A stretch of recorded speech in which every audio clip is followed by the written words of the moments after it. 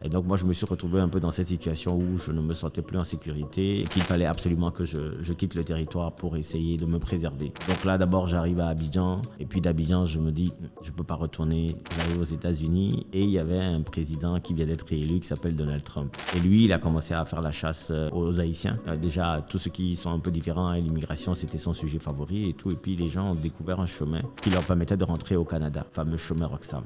Donc j'ai pris mon sac à dos, je les ai rejoints. Si c'était à refaire, est-ce que tu repartirais? Oui. Oui, parce que moi, je suis parti pour les bonnes raisons. Moi, j'ai 3 filles. Je suis un papa gâteau. Si je suis arrivé au point où je dis, mes enfants, vous allez rester ici, je vais partir parce qu'il faudrait que je sois là pour vous demain, c'est parce que je n'avais pas le choix. C'est pour ça que le titre de mon livre, c'est « Je n'ai pas choisi de partir ». Parce que moi, je suis tellement investi au Togo dans plein de sujets que j'avais rien à faire à l'étranger. J'aurais pu voyager, visiter comme tout le monde. Mais même ça, j'ai dit, tout cet argent-là, aller faire la queue pour le visa, payer des billets d'avion, aller là-bas, juste parce que pour dire je suis allé à New York, moi, je ne fais pas ça. J'ai besoin de mon argent pour investir dans mes activités, acheter du matériel, faire ceci, faire cela et tout. Donc moi, j'ai été contraint à partir. Si je me retrouve dans les mêmes conditions, je partirai encore. L'être humain, de toute façon, de nature, on est des migrants. Quand ça ne va pas sur un territoire, on cherche là où on trouve son épanouissement, on trouve à travailler, on trouve à manger. Et puis, il y a différentes raisons qui nous poussent souvent à partir. Maintenant, est-ce que je choisirais à nouveau le chemin Roxham? Je pense que oui. Je pense que oui, parce que les États-Unis, c'est bien. Mais pour 100 millions d'habitants, il y a 300 millions d'armes qui circulent. Avec la légalité constitutionnelle de l'utiliser. Ce qui m'a convaincu, c'est qu'un soir où j'étais encore dans la réflexion pour passer au Canada, et puis j'étais chez ma tante qui me disait « Non, ne fais pas ça, tu ne sais pas où tu vas. » Elle était aux larmes pratiquement. « On va trouver une solution ici et tout. » Et là, je descends les poubelles. Et là, je vois des jeunes qui sont là, ils sont en train de boire une bière. Ils me disent « Hey, viens boire une bière avec nous et tout. » Je dis « Ouais, pourquoi pas. » Donc là, je dis « Je vais pratiquer mon anglais et tout. » Sauf qu'on était à peu près 5 ou 6. Eux tous, ils avaient un flingue dans leur jogging, Philippe. On est dans le Maryland, je te dis pas, on n'est pas dans le Bronx là. Mais tous les jeunes là, ils étaient là. Et tu vois un peu là-bas. Est-ce qu'il y a le port d'armes à Washington d'ici? Dans le Maryland, les Américains ont le droit de porter. C'est par État, c'est pas tous les États. Est-ce qu'à Washington d'ici, on a le droit au port Washington, je ne sais pas. Mais dans le Maryland, en tout cas, les jeunes là. Maryland est dans Washington, non? Non, Maryland, c'est un État à part. Ok, d'accord. Je croyais que c'était dans Washington d'ici. Ah, ok. Washington, je ne sais pas, peut-être parce que c'est la ville capitale, je ne sais pas non, mais quoi. Pour le coup, ce n'est pas dans tous les États. C'est pas dans tous les États il y a le port d'armes aux États-Unis. Il y a des États qui ne sont pas pour. Qui ne sont pas pour. En tout cas, les jeunes là que j'ai. En tout cas, là où toi, tu avais, ils avaient des armes. J'ai dit oui. Mais en même temps, vous savez, on peut dire port d'armes interdit, mais ça circule tellement que beaucoup vont les avoir parce que ça se vend comme des petits pains. Mais moi, ça m'a choqué. Parce que, mais à ce moment, tu ne savais pas qu'il y avait le port d'armes aux États-Unis? Je savais que les États-Unis, il y avait toutes les histoires qu'on entendait avec la police, avec des gens, avec les gangs et tout ça. Le fait de le voir comme ça, dans une... Ils t'ont menacé? Non, même pas. C'est juste que c'était normal pour eux. C'est comme tu mets ton téléphone dans ta poche, en fait. Et là, j'ai dit, OK. Et en plus, quelques jours avant, on a appris qu'un jeune était rentré dans une école primaire, ou une école primaire ou un collège. Il a tiré sur tout le monde juste parce que, voilà, Call of Duty. J'ai dit, bon, ça fait peur, ça. Ça fait vraiment peur. Et moi, quand je suis arrivé à la frontière, j'ai discuté avec quelques agents de sécurité. Et puis, je disais que l'une des raisons qui m'ont poussé à venir ici, on était encore à la frontière, c'est parce que j'avais eu peur des armes là-bas. Et ils m'ont dit, c'est très réglementé au Canada. Encore la semaine dernière, ils ont encore sorti une liste d'armes qui sont prohibées. Il paraît que quand tu as le permis de port d'armes et que tu dois les faire nettoyer, tu as une partie de ton arme qui est dans le coffre, une autre qui est dans la boîte à gants fermée. Tu appelles la police, tu dis je quitte un point A pour aller à un point B pour aller nettoyer mon arme. Et ils peuvent t'arrêter en chemin pour s'assurer que tu as respecté les consignes. Donc ça, c'est au Canada? Au Canada. Mais bon, il y a quand même du banditisme. On ne peut pas tout régler. Donc c'est ça. Donc toi, le port d'armes a contribué à te faire avoir peur des États-Unis? Disons la liberté d'utiliser les armes et puis la facilité de s'en procurer. Ça m'a beaucoup fait peur par rapport aux États-Unis. C'est une société très violente, hein. Il faut le dire. Oui, il y a le hip-hop et tout ça, il y a toute la pop, les stars et tout le cinéma, mais c'est une société violente. Et dans l'idée, même quand on entend le discours des gens, ça fait peur.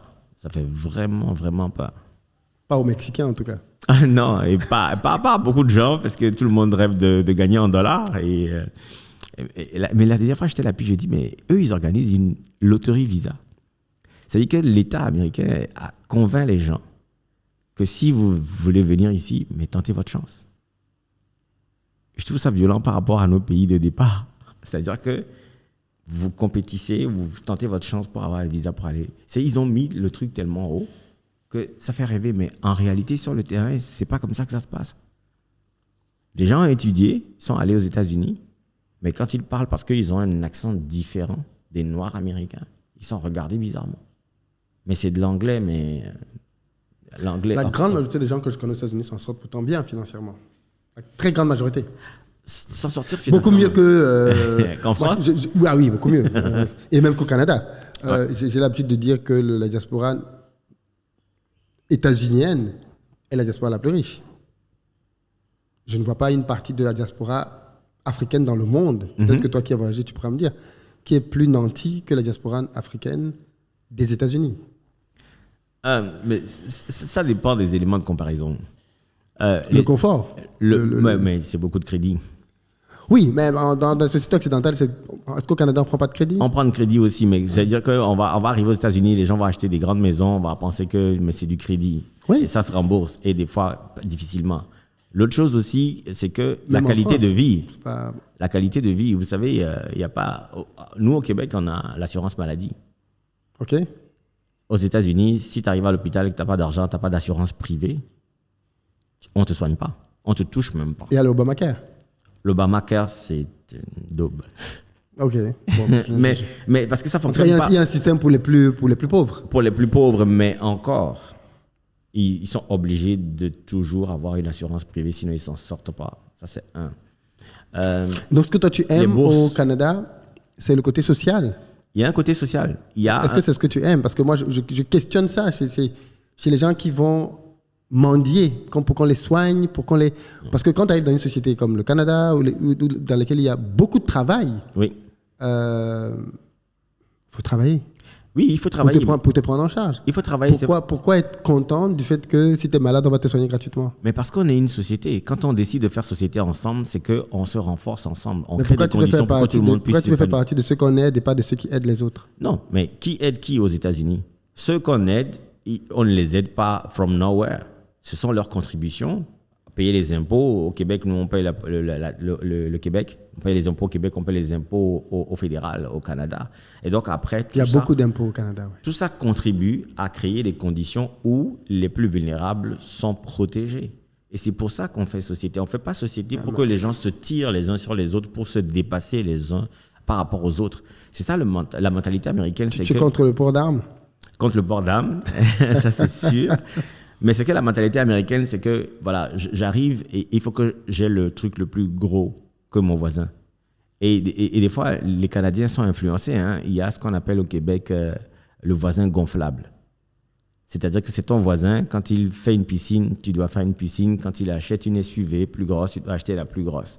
Donc c'est cette espèce de compétition entre les humains que je trouve que ça n'a pas de place en société. Maintenant, on est tous... Et pourtant, ce modèle a fait de la société la plus riche du monde. C'est toujours une question de perspective. Aujourd'hui, par exemple, la Chine est véritablement la plus grande puissance du monde. Mais économique, mais la Chine pas par habitant. Oh. Bah, ils ont plus d'1 milliard. Ça dépend. Revenus à l'habitant, les États-Unis sont devant. Ça dépend de quels médias on écoute et de la lecture qu'on veut poser. Dans toutes les lectures possibles. Il faut faire le tri. Hein. Vous savez, l'Occident va toujours mettre dans les masses médias les informations qui les arrangent. Je suis d'accord. Aujourd'hui, par exemple, la Chine est très en avance sur l'intelligence artificielle. Oui, on est d'accord. C'est ce que les Américains font. Quand eux, ils découvrent enfin, après 6 mois ou 3 ans, ce que les Chinois ont déjà exploité, ils prennent et disent nouveauté. Oui. Ils font un gros talk show et puis ils disent nouveauté, c'est déjà loin en Chine. Oui, mais ça n'empêche pas que les États-Unis sont, j'ai bien dit, à l'habitant, plus riches que la Chine. Les États-Unis, ce sont les chiffres que 200 eux, millions. Ils donnent. Non, mais faisons un calcul simple. Oui. Si tu prends la richesse générée par la Chine, la richesse générée par les États-Unis, en Chine, tu as 1,4 milliard. Oui. de personnes à qui tu dois repartir cette richesse. Oui. Aux États-Unis, tu as 200 millions. Il n'y a pas photo entre les deux. Et il n'y a pas de répartition de cette richesse aux États-Unis. Non, mais c'est pour ça que j'ai dit La revenu moitié à des deux. l'habitant. Oui.